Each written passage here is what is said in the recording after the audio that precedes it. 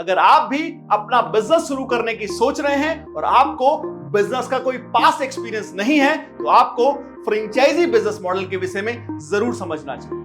नमस्कार, मैं विकास कोटनाला आपका स्वागत करता हूं आज की इस वीडियो में। आज की इस वीडियो में हम डिस्कस करेंगे फ्रेंचाइजी बिजनेस मॉडल के विषय में। क्या इसका इतिहास रहा है, मार्केट कैप इसका क्या है, टाइप्स ऑफ फ्रेंचाइजी मॉडल कौन कौन से होते हैं, किस व्यक्ति को फ्रेंचाइजी बिजनेस में आना चाहिए और किसी भी कंपनी की फ्रेंचाइजी लेते हुए किन बातों का ध्यान रखना चाहिए, ये सारी बातें डिस्कस करेंगे आज के इस वीडियो में। तो इस वीडियो को आप पूरा देखिए। सबसे पहले बात करते हैं फ्रेंचाइजी मॉडल के हिस्ट्री को लेकर। तो सबसे पहले सिंगर नाम की कंपनी, जो कि एक सिलाई मशीन बनाया करती थी, उन्होंने इस मॉडल को इंट्रोड्यूस किया। लेकिन 1967 में KFC ने इस मॉडल को ऑप्ट किया और बहुत तेजी से ग्रो किया। KFC के बाद बहुत सारे इंटरनेशनल नेशनल ब्रांड ने इस मॉडल को ऑप्ट किया और ये सभी इस मॉडल के थ्रू बहुत तेजी से ग्रो करने लगे। आज हर इंडस्ट्री में फ्रेंचाइजी है, चाहे वो फूड एंड बेवरेजेस हो, KFC, मैकडी, डोमिनोज, स्टारबक्स, ये सारे इंटरनेशनल ब्रांड हैं। लेकिन आपको अपने आसपास इन सभी ब्रांड्स के आउटलेट जरूर मिलेंगे। ये सारे आउटलेट्स फ्रेंचाइजी पार्टनर द्वारा रन किए जाते हैं। इसी तरीके से ऑटोमोबाइल में हो, रिटेल में हो, हेल्थ एंड वेलनेस में हो, हर इंडस्ट्री फ्रेंचाइजी मॉडल के थ्रू आज ग्रो कर रही है। अगर मार्केट कैप की बात करें तो आज फ्रेंचाइजी इंडस्ट्री जो है वो $5 ट्रिलियन की इंडस्ट्री बन चुकी है। यानी कि अगर फ्रेंचाइजी एक देश होता तो GDP के मामले में ये चौथा दुनिया का सबसे बड़ा देश होता। तो $5 ट्रिलियन की ये आज इंडस्ट्री बन चुकी है।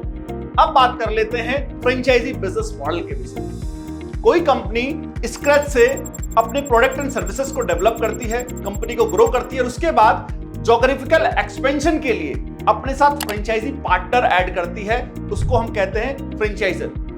वहीं पे जो व्यक्ति इन कंपनी के राइट्स लेते हैं उनको कहते हैं हम फ्रेंचाइजी। जो फ्रेंचाइजर है वो फ्रेंचाइजी से अपनी प्रोडक्ट एंड सर्विसेज के बदले में एक फीस या रॉयल्टी चार्ज करते हैं। तो जानते हैं सबसे पहले कौन कौन से वो प्रिविलेजेस, कौन कौन से अधिकार जो है वो फ्रेंचाइजी को मिलते हैं। सबसे पहले एस्टैब्लिश ब्रांड SOP।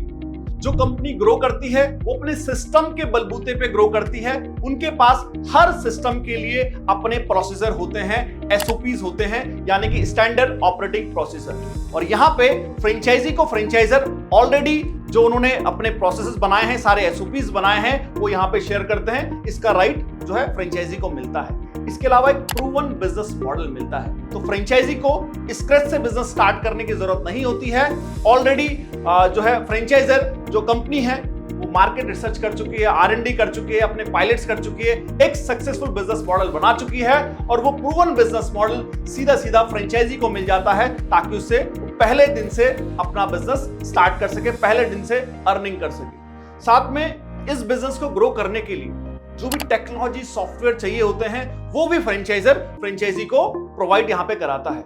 कंपनी अपने ब्रांड को बिल्ड करने के लिए कई एडवर्टाइजमेंट मार्केटिंग कराती है और उस ब्रांड नेम का इस्तेमाल करने की अथॉरिटी भी फ्रेंचाइजी को यहाँ पे मिल जाती है। इसके अलावा वो सारे बेस्ट प्रैक्टिसेस, किस तरीके से बिजनेस तेजी से ग्रो होगा, वो बिजनेस के सारे ब्लूप्रिंट्स भी फ्रेंचाइजी को यहाँ पे उसका अधिकार में मिल जाता है। और सारे ऑपरेटिंग प्रोसीजर, किस तरीके से इस बिजनेस मॉडल को रन करना है, वो सारे प्रोसीजर भी फ्रेंचाइजी को यहाँ पे कंपनी प्रोवाइड करती है। अब बात कर लेते हैं कुछ मेजर रिस्पॉन्सिबिलिटी की जो कि फ्रेंचाइजर की होती है। क्योंकि फ्रेंचाइजी बिजनेस में नया है तो उसको ट्रेनिंग देने का और सपोर्ट करने का काम जो रहेगा वो फ्रेंचाइजर का रहने वाला है। इसके अलावा जो भी प्रोडक्ट एंड सर्विसेज कंपनी की यहाँ पे है, फ्रेंचाइजर की है, उसकी क्वालिटी को मेंटेन करने का काम भी जो है फ्रेंचाइजर कंपनी का रहने वाला है। साथ ही मार्केटिंग और बिजनेस ग्रो करने में भी फ्रेंचाइजर फ्रेंचाइजी को हेल्प करता है। तो ये कुछ मेजर रिस्पॉन्सिबिलिटी है जो कि एक फ्रेंचाइजर की रहती है। वहीं पे अगर हम बात करें फ्रेंचाइजी की रिस्पॉन्सिबिलिटी की, तो फ्रेंचाइजी की रिस्पॉन्सिबिलिटी है कि बिजनेस मॉडल को फॉलो करना। जो बिजनेस मॉडल कंपनी ने फ्रेंचाइजी को दिया है उसको पूरी तरीके से फॉलो करना। साथ में जो भी कंपनी के क्वालिटी स्टैंडर्ड्स हैं उनको मेंटेन करके रखना। फ्रेंचाइजी आउटलेट्स पे जो भी डे टू डे ऑपरेशंस हैं उसको मैनेज करने की जिम्मेदारी भी फ्रेंचाइजी की होती है। साथ ही जो फ्रेंचाइजी को कंपनी को फीस या रॉयल्टी पे करनी है उसकी जिम्मेदारी भी फ्रेंचाइजी की रहती है। तो ये कुछ मेजर रिस्पॉन्सिबिलिटी फ्रेंचाइजी की यहाँ पे रहती है। बेनिफिट ऑफ फ्रेंचाइजी बिजनेस, सबसे पहला लोअर रिस्क बिजनेस मॉडल, क्योंकि यहाँ पे स्क्रैच से बिजनेस नहीं स्टार्ट करना होता, R&D रिसर्च पायलट में अपना पैसा समय नहीं निवेश करना होता। यहाँ पे फ्रेंचाइजी पहले दिन से अर्निंग कर सकता है, तो इसलिए इस बिजनेस मॉडल पे रिस्क जो है वो कम रहता है। दूसरा, यहाँ पे उनको एक्सेस मिल जाता है उनकी प्रूवन बिजनेस स्ट्रैटेजीज का, वो पूरे ब्लूप्रिंट्स मिल जाते हैं, वो बेस्ट प्रैक्टिसेस फ्रेंचाइजी के साथ कंपनी जो है शेयर करती है, जिससे वो बहुत तेजी से ग्रो कर पाता है। अगला है फास्टर ROI, यानी कि जो भी पैसा यहाँ पे निवेश किया है फ्रेंचाइजी ने, वो बहुत तेजी से यहाँ पे उसका रिटर्न ऑन इन्वेस्टमेंट, बहुत तेजी से जो लगाया हुआ पैसा है वो रिकवर कर लेते हैं। ये बेनिफिट्स भी ये बिजनेस मॉडल यहाँ पे देता है। साथ में जो फ्रेंचाइजर है वो अपने ब्रांड को बिल्ड करने में, एडवर्टीजमेंट में, मार्केटिंग में काफी पैसा लगाता है, उसको बिल्ड करने में काफी मेहनत करता है, और इस सभी का बेनिफिट फ्रेंचाइजी को मिलता है। उस ब्रांड की क्रेडिबिलिटी भी जो है यहाँ पे फ्रेंचाइजी को मिल जाती है। तो ये कुछ मेजर बेनिफिट्स हैं जो फ्रेंचाइजी बिजनेस के रहते हैं। अब बात करते हैं टाइप्स ऑफ फ्रेंचाइजी मॉडल। तो यहाँ पे कुछ फ्रेंचाइजी के अलग अलग मॉडल हैं, फोफो, फोको, फीको, कोको, कोफो। ज्यादातर फोफो और फोको मॉडल ही इस्तेमाल किए जाते हैं। फीको और फोको एक ही है, और उसके अलावा कोको और कोफो मॉडल भी है। तो आइए जानते हैं इनको थोड़ा डिटेल में। फोफो मॉडल क्या होता है, जहां पे फ्रेंचाइजी जो है ओन करती है और फ्रेंचाइजी ऑपरेट करती है, यानी कि फ्रेंचाइजी उस आउटलेट को ओन कर रही है और वही उसके डे टू डे ऑपरेशंस को ऑपरेट कर रही है, वो होता है फोफो मॉडल। वहीं कोको मॉडल में क्या होता है कि फ्रेंचाइजी उस आउटलेट को ओन तो कर रही है, लेकिन जो ऑपरेट करती है वो कंपनी करती है, यानी कि जो भी उसके ऑपरेशंस होते हैं वो सारे कंपनी देखती है। जहां पे भी क्रिटिकल ऑपरेशंस रहते हैं वहां पे कंपनी उसको ऑपरेट करती है।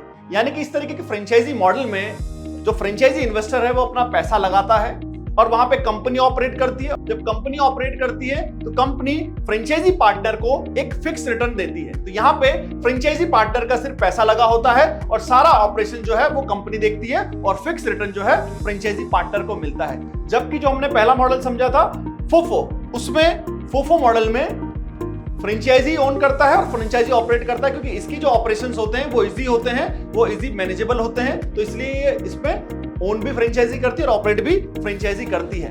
ओके, इसके अलावा फीको मॉडल जो है यहाँ पे भी सेम है, फोको एंड फीको सेम ही है। फ्रेंचाइजी निवेश करेगा, फ्रेंचाइजी इन्वेस्टेड और कंपनी ऑपरेटेड ये रहता है। कोफो मॉडल कंपनी ओन और फ्रेंचाइजी ऑपरेटेड, यानी कि यहाँ पे कंपनी उस आउटलेट को ओन करती है लेकिन फ्रेंचाइजी उसको ऑपरेट करती है। वैसे ही कोको कंपनी ओन करती है और कंपनी ही ऑपरेट इसको करती है। तो ये कुछ टाइप्स ऑफ फ्रेंचाइजी हैं, लेकिन जैसे मैंने आपको पहले बताया फोफो और फोको मॉडल ही ज्यादातर कंपनीज इस्तेमाल करती हैं। अब बात करते हैं किसको फ्रेंचाइजी बिजनेस करना चाहिए। अगर कोई व्यक्ति पहली बार बिजनेस में आ रहा है, उसको पास्ट में बिजनेस का कोई एक्सपीरियंस नहीं है, या फर्स्ट जनरेशन एंटरप्रेन्योर है, फैमिली में भी कोई बिजनेस में नहीं रहा है, यानी बिजनेस का कोई भी अनुभव फैमिली में और उसका खुद का नहीं है, तो उनके लिए सबसे बेस्ट मॉडल है फ्रेंचाइजी मॉडल। क्योंकि यहाँ पे उनको स्क्रैच से स्टार्ट नहीं करना पड़ता, उनको प्रूवन बिजनेस स्ट्रैटेजीज मिल जाती है, सारे ऑपरेटिंग प्रोसीजर मिल जाते हैं, जहां पे वो पहले दिन से बिजनेस को इजीली ऑपरेट कर सकते हैं। तो उन सभी व्यक्ति को जिनको पास्ट का कोई बिजनेस का एक्सपीरियंस नहीं है, उनको फ्रेंचाइजी बिजनेस करना चाहिए। अब समझते हैं किसी भी कंपनी की फ्रेंचाइजी लेने से पहले किन बातों का ध्यान रखना होता है। सबसे पहले इन्वेस्टमेंट रिक्वायरमेंट, यानी कि उस फ्रेंचाइजी को लेने के लिए कितना पैसा उनको देना पड़ेगा, सबसे पहले वो बड़ा इंपॉर्टेंट है। साथ में फ्रेंचाइजर कितना सपोर्ट करने वाला है, क्योंकि फ्रेंचाइजी तो बिजनेस में नया है, तो किसी भी बिजनेस की फ्रेंचाइजी लेने से पहले उसका सपोर्ट समझना बहुत जरूरी है कि फ्रेंचाइजर फ्रेंचाइजी को कितना यहाँ पे सपोर्ट करने वाला है। साथ में जो प्रोडक्ट और सर्विसेज कंपनी यहाँ पे प्रोवाइड करा रही है अपने फ्रेंचाइजी को, उसकी मार्केट में डिमांड कितनी है और उसमें प्रॉफिटेबिलिटी कितनी है, ये समझना भी फ्रेंचाइजी लेने से पहले बहुत इंपॉर्टेंट है। इसके अलावा कितना इन्वॉल्वमेंट एक फ्रेंचाइजी पार्टनर का बिजनेस में रहने वाला है और कितना कंट्रोल उनका रहने वाला है, इसको समझना भी बड़ा इंपॉर्टेंट है। और सबसे इंपॉर्टेंट रिटर्न ऑन इन्वेस्टमेंट, यानी कि जो पैसा वो निवेश करेंगे फ्रेंचाइजी लेने के लिए, कितना जल्दी उसको रिकवर कर पाएंगे, ये समझना भी बहुत जरूरी है किसी भी फ्रेंचाइजी को लेने से पहले। अगर आप भी किसी भी इंडस्ट्री में फ्रेंचाइजी लेने की सोच रहे हैं तो businessjundo.com आपको सपोर्ट करेगा जिस भी इंडस्ट्री में आप फ्रेंचाइजी लेना चाहते हैं उस इंडस्ट्री में आपके मार्केट के हिसाब से कौन सी फ्रेंचाइजी बेस्ट रहेगी, आपकी स्ट्रेटेजी के अनुसार कौन सी फ्रेंचाइजी बेस्ट रहेगी, और इसके अलावा सबसे इंपॉर्टेंट आपके बजट के अनुसार कौन सी फ्रेंचाइजी बेस्ट आपके लिए रहने वाली है, इसको ढूंढने में businessjundo.com आपको यहां पे सपोर्ट करता है। तो आप भी अगर businessjundo.com की सर्विसेज लेना चाहते हैं तो दिए गए नंबर पे